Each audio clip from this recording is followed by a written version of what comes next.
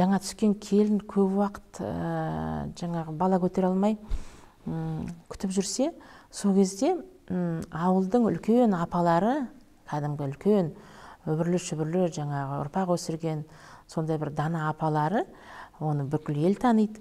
Сол кісілер жаңағы үндеу тастайды. 40 үйден 40 жыртыс жиналады. Өлім жітімге барсақ та, тойға барсақ та бізде тәберек жыртыс деген бар. Кішкентай ғана бір 30-да 30, 40-та 40 сантиметр, 50-де 50 бар ар кетсе. Сондай тәберек жыртыс мен бір ұлтта көрген жоқпын, ол біздің ұлтымызда бар. Мен енді көп зерттедім бұл дүниені. Сол тәберек үйде жиналып қалады. Ал жаңағы бала көтере алмай жүрген келінге сөйтіп дана апаларымыз 40 үйден 40 жыртыс жинатқызады. Одан кейін көп балалы аналар отыраттағы сол жас жанұяның жаңа төсегіне астына сондай үлкен құрақ тіккізеді.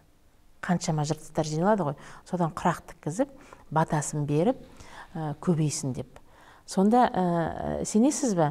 Мен талай енді елді аралап жүрмін ғой. Өзімді айтамын, ел де маған қосылады. Сонда дейді, расында да келін жаңағы бала көтеріп кетеді дейді. Расында да дейді, сол шаңыраққа бала көтеріп кететіні бір бөлек, бала көбейеді дейді.